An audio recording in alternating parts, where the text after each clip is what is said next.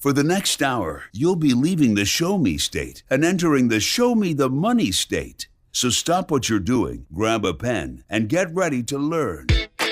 Jake Floyd of Floyd Financial Group will be your guide for straight talk and honest answers about living the life you deserve in retirement. So prepare to be empowered. Now, here are your Show Me the Money hosts, Randy Floyd, Jake Floyd, and Jeff Shade. Thank you so much. Welcome to Show Me the Money, the radio show that gives you the straight talk and honest answers you need to help you reach your wealth management and retirement goals through smart investing and careful planning. On today's show, we're going to be talking about I don't trust the market, retirement planning for the conservative investor. I've just retired and I have a large 401k. What do I need to do next? Christian stewardship and retirement, planning wisely without fear. And then finally, leaving money to kids versus spending it, how Ozarks families think about money. My name's Jeff Shade, and I'm just here to ask the questions, but the words of wisdom and solid advice, they come from Jake Floyd here this week at Floyd Financial Group. Hey, Jake, how you doing today? I'm doing great, Jeff. Thanks for asking. Certainly welcome, my friend. I hope everybody else is having a great weekend. As always, we appreciate you carving out a little time for us here on Show Me the Money. Today, we're talking about something, Jake, that we hear all the time. I don't trust the market, and honestly, I think after the last 20 years, I get it. Jake, let's talk about how conservative retirees can plan smartly without getting sold something that they don't understand. When someone, Jake, says, I don't trust the market, what do you think that they're really saying? People are worried about losing their money. People that lived through 2000, some that lived through 1987, some that lived through 2008. I think people are worried that what they've worked a lifetime to accumulate that they will lose, and for good reason. It took you a lifetime to get here, and you can't go back and do it in the next couple of years, so this has to last you at this point. If you're 60 plus years old, what you have really has to last you, and I think people are just nervous that the market will deal them a hand that they can't deal with. That's right, and Wall Street can be a little bit moody. Right now, it's in a fairly good mood, but of course, back in 2008, 20, and 22, it was in a bad mood, but it usually always does bounce back. Is it possible to retire, Jake, do you think, without the stock market at all? It is possible. Most people, in my experience, have not saved enough to do that, simply because the savings rate for the last, really since 2008, or so have been so low, minus the last couple of years, that it's really hard to get enough interest to replace what you're taking in income. So unless you've saved significantly more than maybe you needed to, most people need a better growth engine than a savings account or a CD. Now, when we talk about savings accounts and CDs, I know that there was a time in the recent past, Jake, when they were doing pretty well. I mean, online, I could find some interest rates. They were like 4.5%, close to 5%. What's the reality today?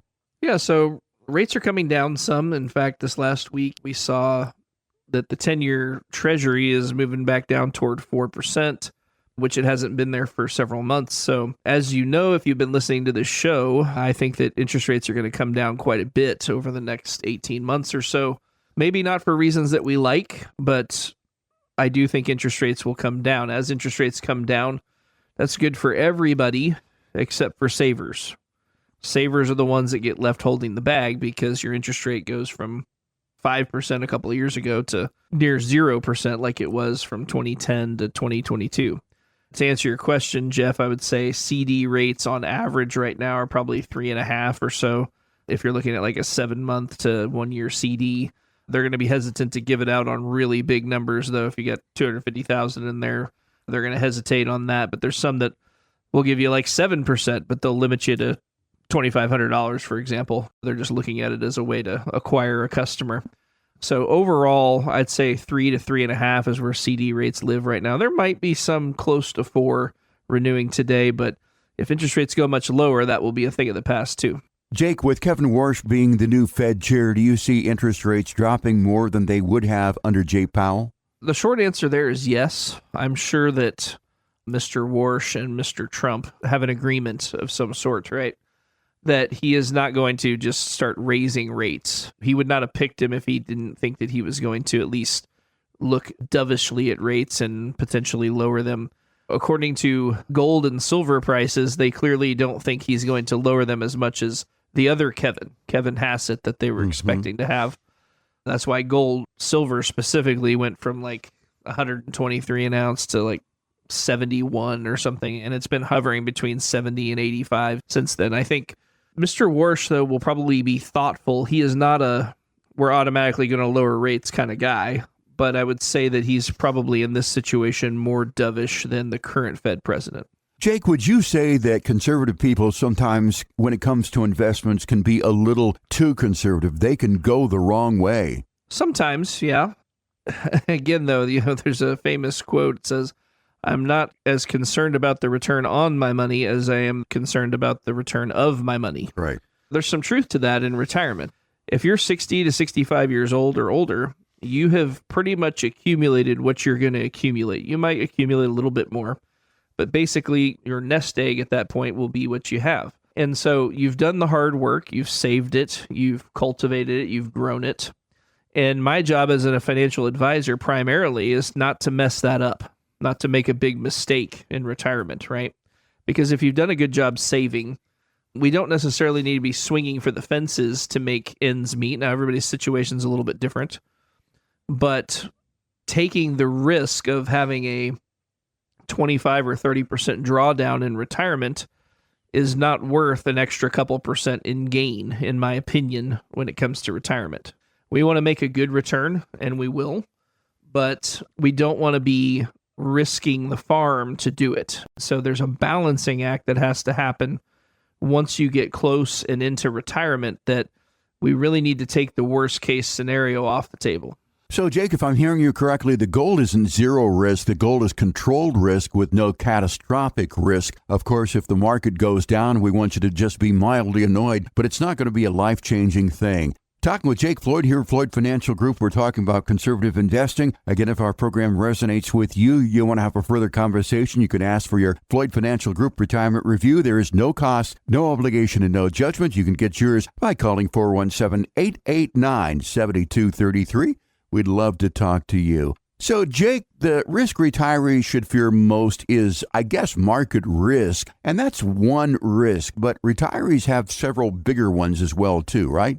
Right, yeah, there's a lot of risks out there waiting to grab you, or potholes as I like to call them, right? Yeah. And we have risk from market risk, but there's also sequence of returns risk. There's inflation risk, there's tax risk, there's product risk, depending on what you've bought from a financial standpoint, financial products. There's a lot of different things to consider. There's health insurance risk. There's a lot of things to worry about. And I think having somebody who's been here, who has seen the potholes, who has probably hit all the potholes, like, oh, that one wasn't too bad. That one you really want to watch out for over there. As you're driving down the dirt road, and I'm sure everybody listening here has driven down some dirt roads, right? Oh, yeah.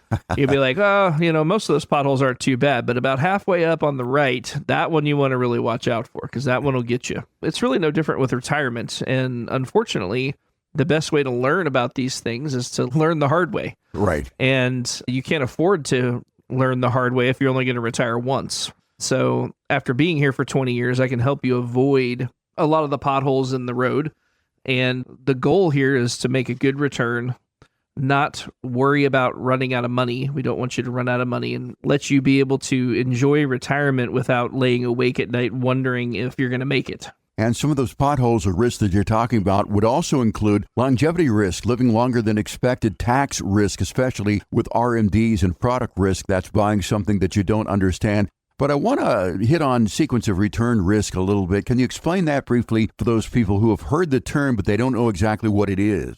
So if I have the next 10 years of returns, and let's say it comes in 6%, 0%, 12%, negative 15%, and so on over the next 10 years, and it averages 6%. If I then turn those returns around and I take losses first and gains at the end, you still arrive at 6%, and you still arrive at the same number as long as you're not taking any money out of your portfolio. Once you start to take withdrawals in retirement, then the sequence of returns really matters a lot, because you're taking money out. If the market's down, you keep taking money out, and it makes it very difficult to get back to even. So we have some illustrations that we look at in the office from time to time that'll show over 25 years, even though both people make 6% and withdraw 5%, One guy takes $1 million and turns it into $1.5 million, and then the other guy's broke at 83 years old. And it's simply the sequence of returns. And we need to avoid having big drawdowns in order to kind of curb that sequence of returns risk. And that's where some of the risk mitigating tools that we'll use, whether it's annuities or bonds or in some cases real estate type investments, we need to make sure that we don't take a huge hit at some point, because that's the only real big risk to your retirement. We want to make sure we make a good return. But if you're withdrawing a reasonable amount of money, even if we make 3 or 4% return, you're still going to not be able to live long enough to run out of money. And so the biggest thing we have to take off the table, obviously we want to make a better return than that, but the biggest thing we need to take off the table is a big -30, -50, or some kind of big 2008 kind of scenario. That's the biggest pothole. That's the pothole that won't just scare you, but it'll destroy your car if you hit it. Right. It'll break that tie rod right in half, and it can be an expensive fix. So, Jake, of course, we're talking to Salt of the Earth people right here in Springfield, Missouri, and we're talking about conservative investors here. What does a conservative retirement plan then actually look like? Because you basically get 3 things from your investment portfolio, right? There's 3 components. You have a growth component. Everybody needs growth to be able to stave off inflation or be able to, replace what you're taking out in income or just grow the money in general. You have a safety component. Everybody's need for safety is a little bit different. You have risk tolerance, but you also have risk capacity. How much risk can you afford to take? And then everybody needs a certain degree of liquidity. You need to be able to get to the money either from a monthly income standpoint or emergencies or trips or whatever. The problem is there's not one investment that does all 3 of those things well. So, for example, the market is good at growing money and it's good at being liquid, but it's bad at safety. The market, you just kind of got to roll with what it gives you.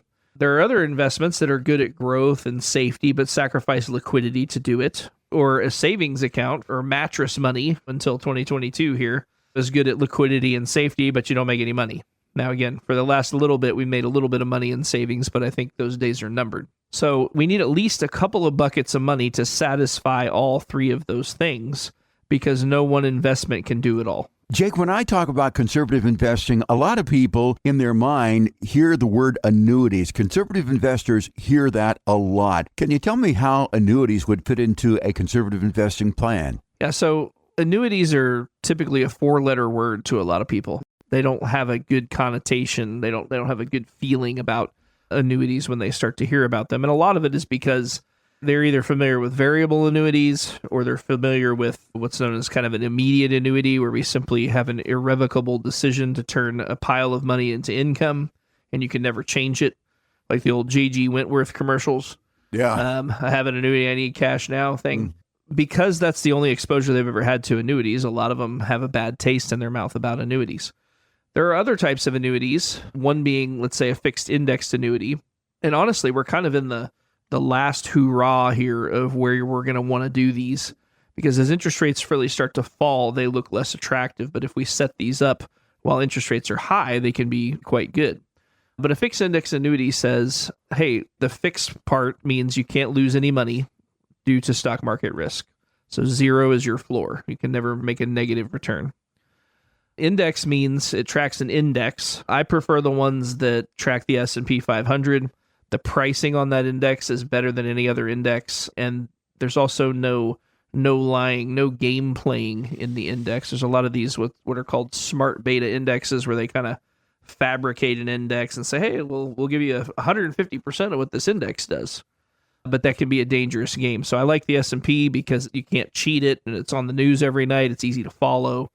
But the index part means it tracks an index. So if the market goes down, we don't lose. If the market goes up, we get a portion of the gain. We don't get all the gain, but we get, in some cases, the lion's share of the gain. At least right now we can. As interest rates go down, interest rates are kind of the horsepower behind these products. So if interest rates go back down to 1 or 2%, then these will be a lot less attractive. But if we set them up while interest rates are higher, because of the underlying investment, it kind of sets us up a hedge against interest rates going down. a lot of people like it for that reason. And Jake, I really love this topic about conservative investing because it's real. A lot of people listening don't want to gamble with retirement. They're not trying to hit home runs every time. They just want a plan that's solid, understandable, and built to survive bad markets. So, Jake, I want to take a moment here to talk to our fine citizens here of Springfield, Missouri. If you want help building that kind of conservative, risk-managed retirement plan, especially if you're thinking, I don't trust the market, reach out to us and get your second opinion. Call 417-889-7233 and ask your Floyd Financial Group Retirement Review. That's 417-889-7233. It's a chance to review your investments, your risk exposure, your fees, and your retirement income plan and see if you're positioned for the next 10 to 20 years or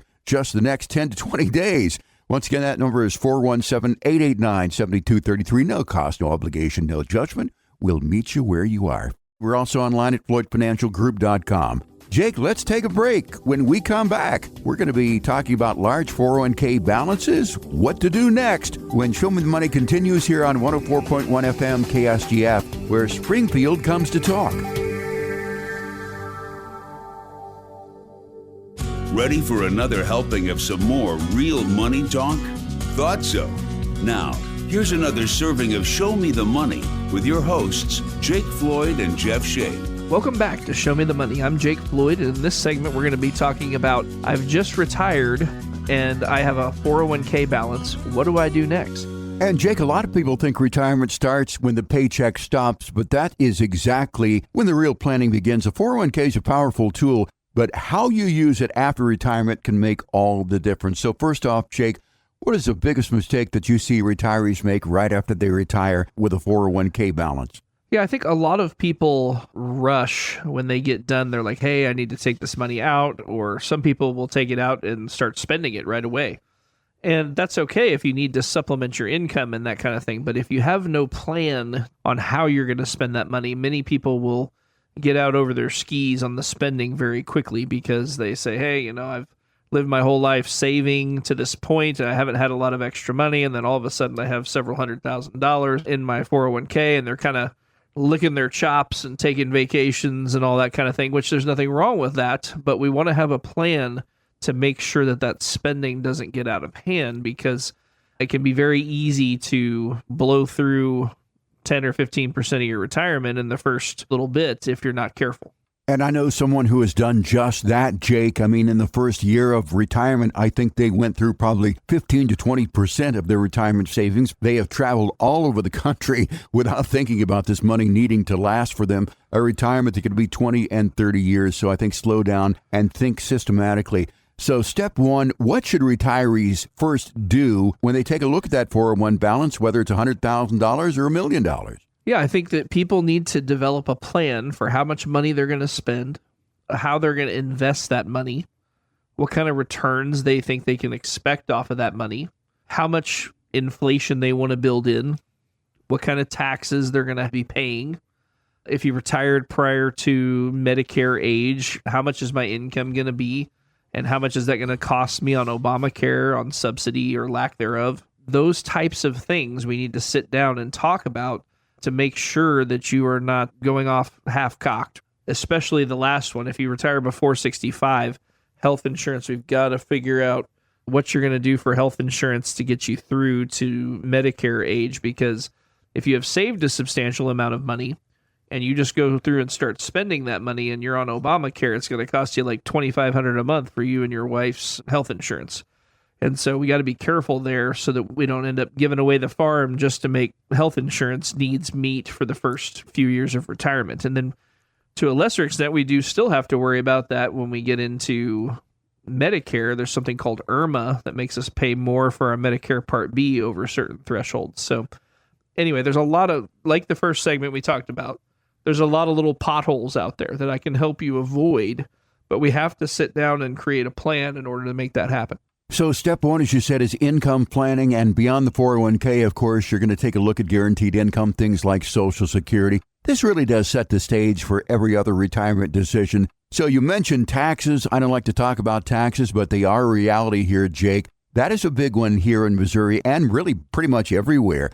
How should retirees think about taxes with a sizable 401k balance? And as I said, sizable is relative. It's $100,000 or $1 million. How do we tackle taxes, I should say? So taxation is a function of obviously your income, but it's also in retirement, if you're using retirement dollars, 401k, 403b, all that kind of thing. It's also a function of what we're spending. So understanding how taxes are going to work, what's taxable, what's not taxable, and understanding how much total tax you're going to be paying, what bracket you're going to be in. Make sure we factor in Missouri taxes, whether we're going to be in the 12% bracket or the 22% bracket for the majority of people in this area. That makes a difference. And most people will realize a tax decrease when they retire, as far as an overall tax decrease.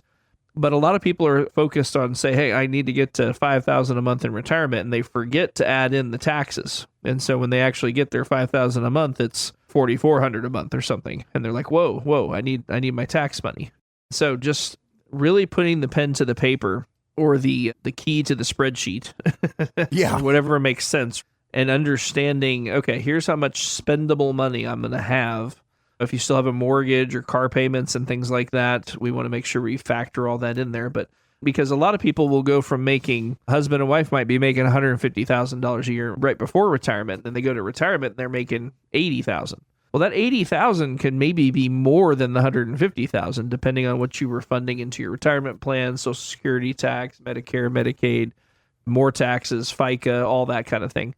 So really comparing apples to apples and say, okay, here's how much I'm actually used to spending, and here's how much my health insurance is going to go up, because for most people it will go up when you leave an employer plan.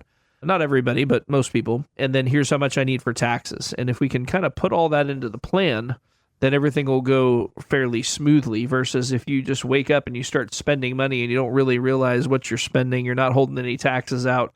And then we get to tax time next year and you owe $10,000 worth of taxes, and now you're pulling more money out.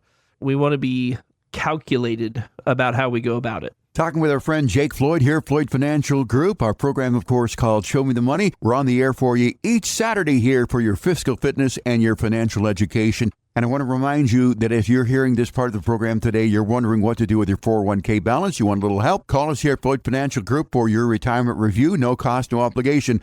417-889-7233. It's 417-889-7233. It's a casual conversation. We would love to help you out. Okay, Jake, so what are the real options for someone who has a 401k after retirement? Yeah, Jeff. So for the majority of people, it's probably going to make sense to roll it out of the current plan. However, you don't have to. I have quite a few people with like TSPs that really like their TSP and they end up leaving money there. And especially depending on what your age is would also determine some of this. But you can leave the money where it is. You can roll it out to an IRA, assuming it's a 401k, 403b, 457, something like that. You can schedule distributions both from your employer plan, but also from an IRA if you decide to roll it out. The big reason to roll it out is that you have so many more investment options than you do inside of a traditional 401k setup. Inside a 401k, for the most part, you have mutual funds to choose from, and it's 20 or 30 arbitrarily chosen mutual funds, and a lot of them have overlap, and you really just don't have a lot of good specific options to invest in. So that would be a reason to potentially move it out. You can take some out. You could take a chunk out of there and roll it over and leave a chunk where it is. Depending on the plan, you could convert a chunk of that to income permanently, like the annuity we were talking about that people didn't like, the old style annuity. I'm generally not a big fan of that unless they're going to give you a monster payout relative to the amount of money that they're asking for to do it. You really have quite a lot of options, but for most people, it will make sense to roll that money out so that you can be more specific about your investments and have a little bit of an easier time, especially if you want to work with an advisor, because like me as an advisor, I can't call TSP on your behalf and say, hey, we need to take this money out of here. It'll have to be out in an IRA somewhere. So if you want to have somebody help you with retirement, rolling that money out to where they can help you with it is also another reason. So, Jake, should they take it all at once and invest it or leave it where it is? Yeah, so you generally don't want to take it out as a lump sum because you will then owe taxes on all that money. What we want to do is do a direct rollover or some kind of rollover so that we don't want to pay all the taxes until we spend the money. And so if you take, let's say, to your example, there's $1 million and we take it from a 401k to an IRA, there are no tax consequences for that. If we take all that money and stuff it in your checking account, then you're going to have to pay taxes on all that money in the same year, which means you're going to lose nearly 40% to taxes. You're going to max out Obamacare. You're going to max out IRMA and all that. And there's a lot of things that you're not going to like about that. So we want to do a rollover when we do it, so there's no tax consequences, and that will keep things from getting out of hand. Jake, I know a lot of people in my neighborhood who are retired, and they know what I do, and occasionally I will ask them the question, how do you take your retirement money? So what about a plan withdrawal strategy? I mean, a lot of these people are just saying, well, when I need money, I go and I take it. Is it better than a random distribution plan like a lot of people are doing to have a plan withdrawal strategy? So we can do it any way that suits the client. So if you become a client here, we can do it any way you want to do it. Now, I would say this. There's a Latin phrase that's used and people hang it over their doorway in their kitchen, that says, know thyself. Yeah. Right. And so I have clients that cannot be left alone with $100 bill because it will be gone. And then I have clients that I can't force to spend money in retirement, even though they have way more than they need because they're just so used to saving. And then I have everything in between. Generally speaking, it makes more sense to set up a monthly income payment to where it gets direct deposited into your account. We hold out taxes if necessary before it hits you. That way you don't have to do quarterly tax payments and all that kind of thing. We'll just send Uncle Sam his portion also on a monthly basis, and then you get a direct deposit just like a paycheck. We can do it as often as weekly. Generally, we do it once a month because most people don't want to do bills more than once a month, but that's generally how we do it. Now, I have people in a couple other categories. I have people that really don't need the income, but when they say, hey, I want to take a couple trips a year, okay, send me $5,000 for this trip. Okay, send me $7,000 for that trip. And instead of taking the income monthly, they do it that way. And again, you obviously have to know and make sure that you're going to be capable of doing that without violating your own agreement. And then I have people that have quite a bit more than they need, either through inheritance or savings or whatever. And some of those people will do both and will say, hey, let's set up $2,000 or $3,000 a month to supplement income. And then when I want to take a trip, I'll come see you and we'll get another $10,000, $15,000, whatever it is. My job is to keep an eye on things. That's one of my jobs, is to keep an eye on things while you're out traveling and doing the things that you like to do. My job is to kind of stay on top of this stuff, make sure the spending doesn't get out of hand. And a lot of times for those last couple groups of people, my job is really just to let them know if I see a problem more than paying out the monthly income each month. Well, Jake, I wish I could help you with the Latin, but I think I was sleeping during that class. The only thing I know is e pluribus unum, which means out of many one, represents the creation of a large unified nation. I like nation that one too. From the 13th district there. But anyway, continuing this conversation with Jake Floyd of Floyd Financial Group, what to do with your 401k. Jake, last question here. If someone listening has a sizable 401k plan, and as I said, sizable can be $100,000, can be $1 million, and they don't have a plan yet, what should they be doing, do you think, this week? The first thing you need, Jeff, is you need to have a plan. And it doesn't necessarily have to be at Floyd Financial Group, but I am willing and ready to help you make that plan if you would like. But yeah, you got to have a map to know where you're going. I've used this before, but my grandpa worked on a bulldozer his entire life pretty much. So he graded roads and did a lot of grading and things. And he said, Randy, if you're going to grade a road, you have to first know what a graded road should look like. Mm-hmm. So because this is likely your first time retiring, I can help you. You can stand on my shoulders to retirement because I have seen retirement well over 1,000 times now. And I can help you avoid the pitfalls that others have found if you'll allow me to. So we need a plan, and we need to execute on that plan. Jake, great conversation here. I want to talk to the fine citizens here of Springfield, Missouri. If you've just retired or you're about to and you built up a large 401k or IRA, here's the truth. The hard part isn't saving the money. The hard part's making it last. Because once the paycheck stops, your retirement account becomes your paycheck. And one wrong move with taxes, withdrawals, or risk can cost you tens of thousands of dollars over time. So if you want a second opinion, you just want to know that you're on the right track, call Floyd Financial Group right here in Springfield and request a retirement review. We'll help you look at your income plan, your withdrawal strategy, your taxes, and how much risk you're actually taking. Call 417-889-7233 to request your Floyd Financial Group Retirement Review. No cost, no obligation, no judgment. Once again, it's 417-889-7233. Don't guess with your retirement. Get a real plan. All right, Jake, time for a break. When we come back here on Show Me the Money, we're going to be talking about Christian stewardship and retirement planning wisely without fear when our program continues here on 104.1 FM KSGF, where Springfield comes to talk.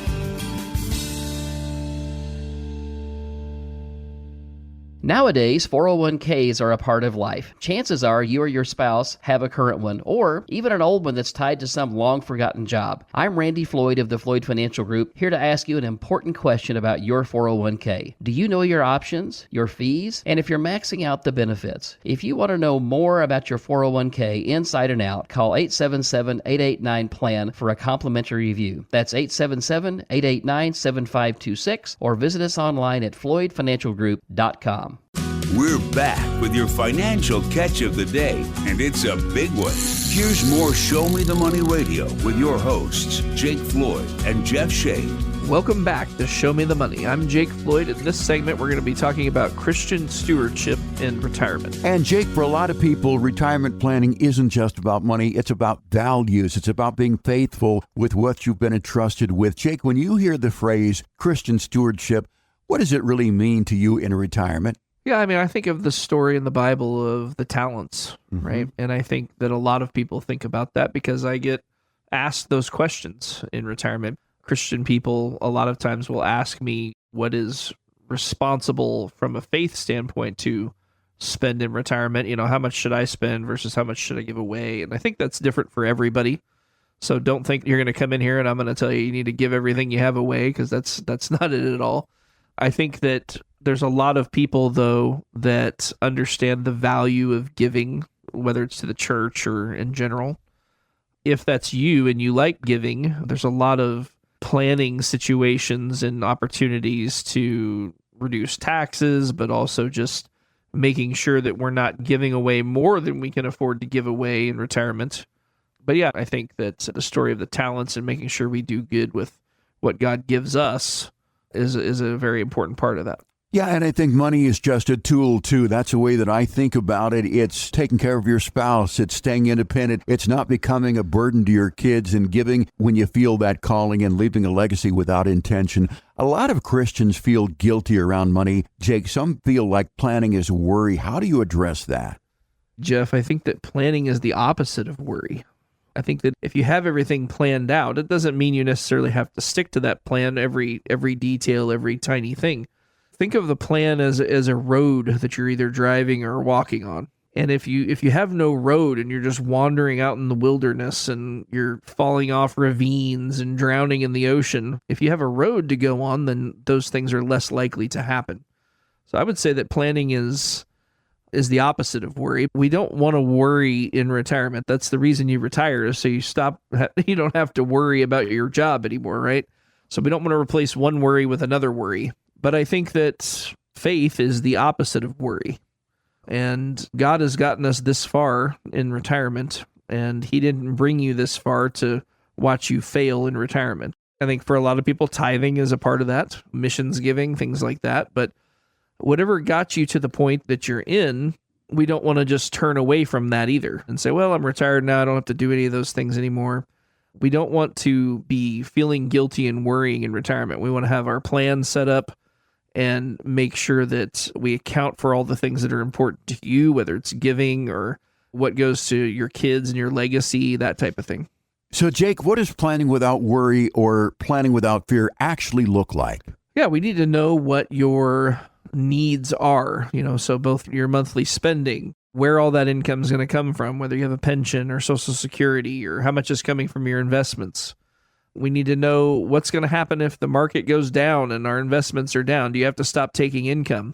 And the answer is I like to make plans that do not do that. I like to be able to simply continue on income. I don't want you to have to sacrifice your lifestyle because the market's having a bad few months. What happens if you live to 95 or 100? Are you going to have enough money out there? And I have a lot of people that say, oh, there's no way I'll live to 95. And I'll say, well, How long did your mom live? Well, she's still alive and she's 92. Well, okay. It might be possible for you to live to 95 then, right? I think a lot of people in their mind, they're like, well, I'm going to die at 75 or 78. And in reality, in today's world, people live a lot longer than that. And so it's not necessarily that we want to just save all the money until we're 95, but we want to make sure we don't run out of money later in retirement. But what happens if one spouse passes away? What happens to the income then? And there's implications on the pensions and Social Security and all that kind of thing. So if we have dealt with all that in the beginning, then that takes away a lot of the things to worry about because we've already accounted for it, we've already planned for it, and then you can just enjoy your retirement. And Jake, there are a lot of things you can do with money. I think about 3 of them. You can spend it, you can invest it, and you can give it. Do you see generosity decline in retirement because people are just scared? I don't have this money for a long period of time, so I think I'm going to cut back on my tithing, or I'm going to cut back a little bit on my generosity. Have you seen that?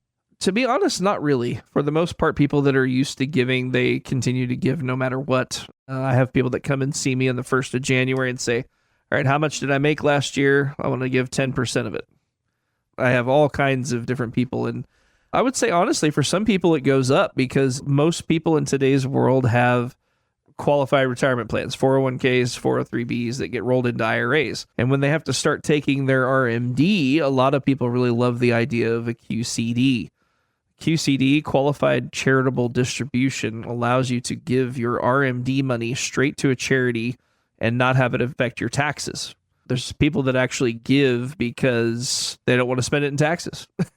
Right. I don't know if that's the right reason. I won't comment on that, but I would say that if we're giving anyway, we might as well give it where it's going to give us the most tax benefit. I'd rather give less to Uncle Sam. That leaves more for you, more for the charity, more for everybody. That's one of the things we keep an eye on too. Talking with Jake Floyd of Floyd Financial Group, we're talking about Christian stewardship and retirement planning wisely without fear. Our phone number, 417-889-7233. If you'd like to further this conversation with Jake or Randy, 417-889-7233. So, Jake, let's talk about value-based planning. What does this actually mean in practical terms? It means a financial plan that matches what you actually believe in. And for some people, it's not super important for them to give money to a charity or to their kids for that matter. Some people are like, hey, I'm going to spend this money while I'm here. That's what's important to them. That's what they value, is being able to do what they want when they want. And then there's people that say, I want to be able to leave as much of a legacy to my kids as I can. Sometimes clients will say, when my parents died, they didn't leave me anything, so I want to make sure I leave my kids as much as I can, that kind of thing. That's important. Some people will come in and they're like, I want to set up a foundation and I want to have 100 years worth of income going to the church off this money. Sometimes that could be appropriate. A lot of times it's not. But I understand the sentiment of wanting to maximize what you give to impact the kingdom or impact other charities. That's the values-based planning, is making sure it goes according to what's most important to you. Jake, 2 more things I want to talk about here. A lot of retirees worry about being a burden to their kids. Is that part of what I call stewardship? Yeah, Jeff, I think so. I think that in order for you to do a good job with that money, part of that is making sure that you're not a burden to those around you, whether it's long-term care expenses or death expenses and that kind of thing. You don't want to have your kids or someone else close to you having to deal with those bills and those burdens because you didn't set up a plan that made sense. I think I'll thank you on behalf of your kids for setting up your financial plan. Let's say that. Jake, what role does legacy play in Christian retirement planning? I think legacy is a big deal, but I don't think it's limited to money. I think there's more to it than that. Especially biblically, there's more to it than that. I mean, an inheritance and a legacy is part of that, but it's not the only thing. When you think of a lot of the biblical characters, especially in the Old Testament, but even some in the New Testament, yes, there was generational wealth that was left, but the wealth of knowing God and living in a land named after some of these biblical characters and having their descendants be as numerous as the stars and all this kind of thing. I think that legacy, passing down your belief system, as well as your money, as well as your property and things like that. Legacy, in some ways, means different things to different people. That's why having a plan set up to make sure it's accomplished and having somebody, doesn't have to be me, but I'm here to help, somebody to bounce ideas off of and say, hey, here's what I was thinking about my legacy. What do you think about this? And I can say, hey, I think that's a great idea. Or, hey, maybe if we do this a little bit differently, then we can avoid this pitfall and this pitfall. In many cases, I talk about a lot of things other than just money, and I can help with some of those financial decisions in retirement and making the most of them and least amount of taxes possible and all that kind of thing. And in some cases, I'm just a sounding board. And I think that that can be very helpful for people who don't have that anywhere else. I love this conversation, Jake, because retirement planning isn't about just numbers. It's about values. It's about family. It's about peace of mind, and it's about purpose. When your plan is aligned with your values, you don't have to live in fear. You can live with confidence and generosity. And if you're listening right now, you want a retirement plan that's not just about money, but about stewardship, wisdom, and protecting your family, call us here at Floyd Financial Group and request your retirement review. Our number, 417-889-7233.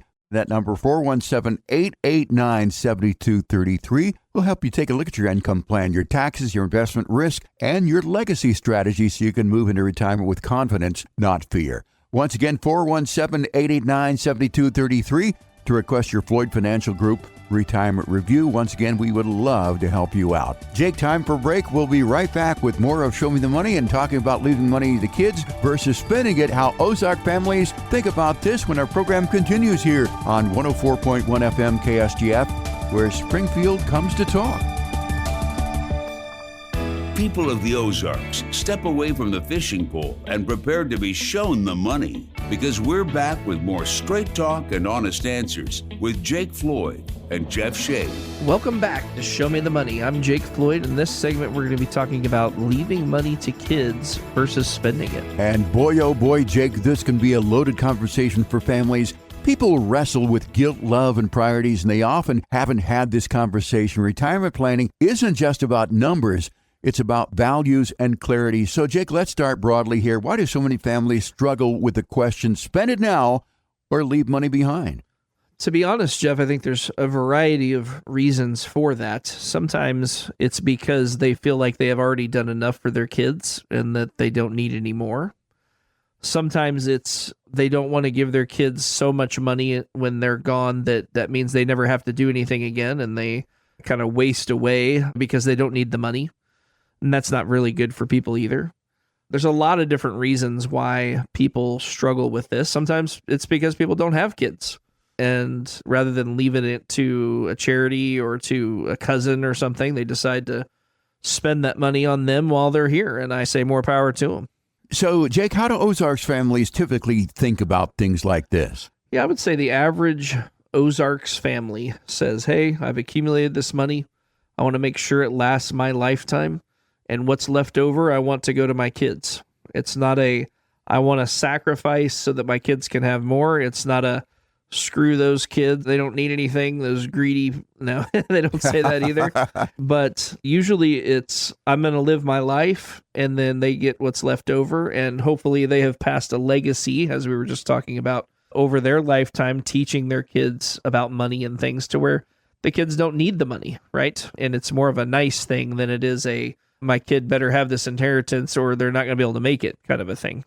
I think generally that's how most people look at it in this area is I'm going to use what I need and pass on what's left over. And Jake, I think here in the Ozarks and Springfield, there's a strong work ethic and frugality. A lot of people grew up with the mindset, work hard, save, and leave something behind. But I also see people who've sacrificed everything and they've never enjoyed retirement. The challenge, I think, is balancing legacy with living. So when we say legacy, Jake, what exactly are we talking about here? Yeah, Jeff, legacy is not only about money. It's about values. It's about habits.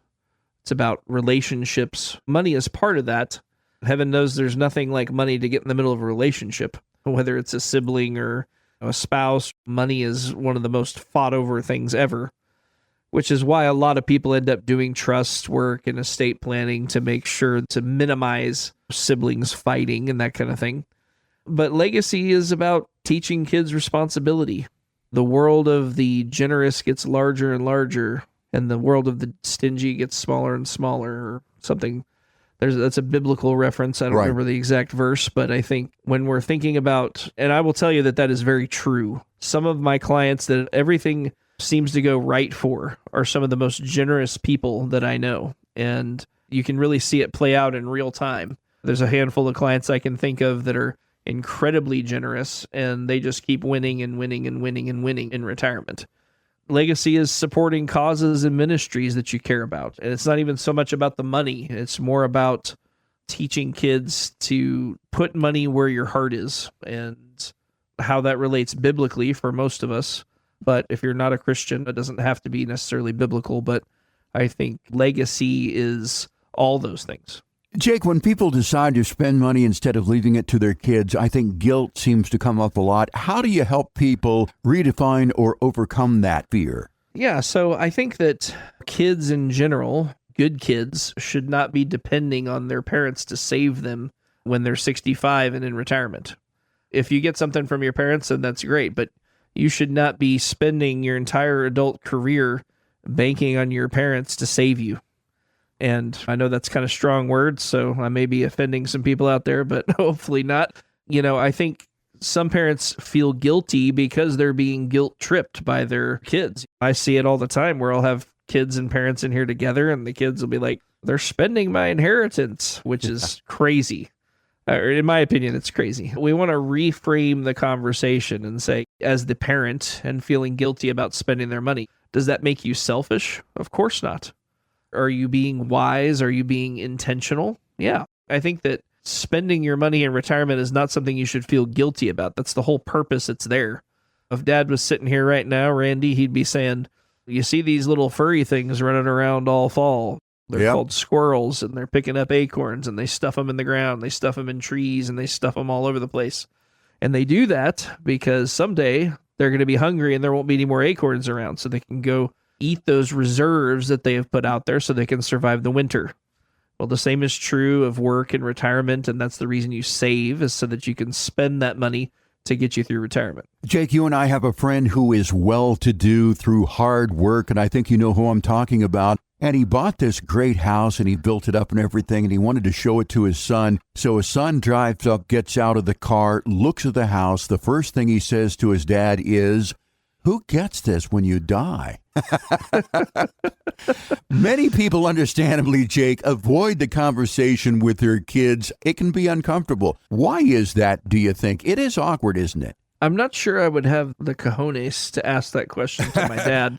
I think there's a lot of people that think about, why would you buy that expensive car or that expensive house or whatever? And especially people that have never had really big, nice things. And I will tell you that when you talk to people that have a lot of money, and when I say a lot of money, let's say 8 figures plus, I think one thing that they will all have in common is they will tell you that none of that stuff means anything without the people that you're closest to. Right. And having a house like that is only worth anything if the kids and grandkids are in the house when their friends are coming over. And if you have a big movie room or something, watching movies in it alone is not why you build a movie room. I do like the direction that you're taking, though, because it is so true. I've known people who have fancy cars, but it doesn't mean anything if you can't share it with somebody. You can go on a fancy trip overseas and see a lot of things, but it doesn't mean anything if you can't share it. So I know where you're going with that. I have a guy I can think of right now that's a client of mine, and he's a great guy. I love him to death, but he has chosen to do life alone. He's got a lot of money, doesn't spend it. And I often think, why hang on to all that money and not spend it, whether it's on yourself or anybody else, if you have nobody to leave it to? Like, I understand saving and wanting to give it to your kids because you love your kids and you want to help your kids or whatever. But why do it if you don't have any kids? You don't have anywhere to leave it to. You're not part of the church. You're not going to give it to charity. Like, why? I don't understand that. And I think that this is part of the world of the generous gets larger and larger. We're not just talking about money. We're talking about legacy. We're talking about family. We're talking about friendships. And I will tell you that none of that fancy stuff means anything if you don't have anybody to share it with. And that's exactly right. I was talking to my sister the other day, and I bought her an airline ticket, and she said, "Well, you're spending all this money." I said, "Look, it's only money. You can't take it with you. I've never seen a hearse towing a U-Haul. Yep. I would rather use it to make people happy, to do, I think, what it was intended to do. And the conversations we were talking about with kids can seem awkward because kids don't want to seem greedy and the parents don't want to seem controlling, but avoiding it can cause a lot of confusion and even conflict later. We encourage structured discussions. What are your expectations? What do you want to leave behind? And how should your inheritance be handled? So how do you think parents should figure out how much to leave and how much to spend? Do you have a formula or a plan, or does it just depend upon the individual? Jeff, it really just depends on the individual. It depends on what's important to them. Some people don't really have an answer to that question, and so we'll just go on a little bit of an expedition figuring out the answer to that question. But most people that come in, I'd say 80% of the people that come in, know exactly how they want that to go. And they'll come in and say, hey, I'm going to spend what I need. If I spend it all, then that's fine. It's not my goal to spend it all, but if that's what it takes to get me through retirement, that's fine. I want anything left over to go to the kids. I want the house to go to the kids. But I didn't save all this money for them. I gave them the best life I could while I was working. And it's not that I don't want them to have, but I need to be able to live in retirement. That's how most people will look at it. Again, I have people, though, that are like, I'm going to save every penny. I'm going to live on Social Security. I'm not going to spend one dime so I can maximize inheritance to my kids. And then I have people that say, those, we'll say GLBs, right? And you can fill in what that means to you. Yeah. You know, they were never there for me and I haven't seen my son in 10 years and yada, yada, yada. So they don't get anything. And I don't know that I can blame them for that sentiment. I've watched too many kids that haven't talked to their parents in 20 years come into my office 10 hours after dad passed away to feel too bad about that. So it's all up to you, but I'm happy to help you work through that if you wish. Okay, Jake, in the interest of time here, what advice would you give to parents just starting this conversation? It's a big subject to tackle, but you can start small and start early and think about what is it that you value most. Your retirement plan should probably, and your legacy plan should probably mirror what you value the most in life. And that will dictate what kind of legacy you want to leave, whether it's monetary or whether it's beyond money. I think when you're thinking about those things, what do you want your legacy to say about what's important to you? And would you rather have that money now and spoil grandkids and fly them on vacation and bring the kids with them, with your children and their children? Or would you rather give them a check later in life? And again, there's no right or wrong answer here. I think for most people, though, they would rather spend some money while they're here to see them get the benefit from it. And I don't think it's an either or thing either. I think it's probably some of both. But I'd say start planning, start thinking about this because, as you know, life happens faster than we wish it would. Jake, I think the number one takeaway from our conversation today is that intentionality beats default every time. I mean, whether you spend, you give, or you save for your kids, make it a plan. When families talk openly and they document decisions that align with their values, retirement becomes a time of peace, not guilt or conflict. You know, leaving money behind isn't just about cash. It's about teaching, blessing, and creating peace. And if you're listening right now and you want help having these conversations, building a values-aligned plan and ensuring your retirement and legacy are secure, call us here at Floyd Financial Group and request your retirement review.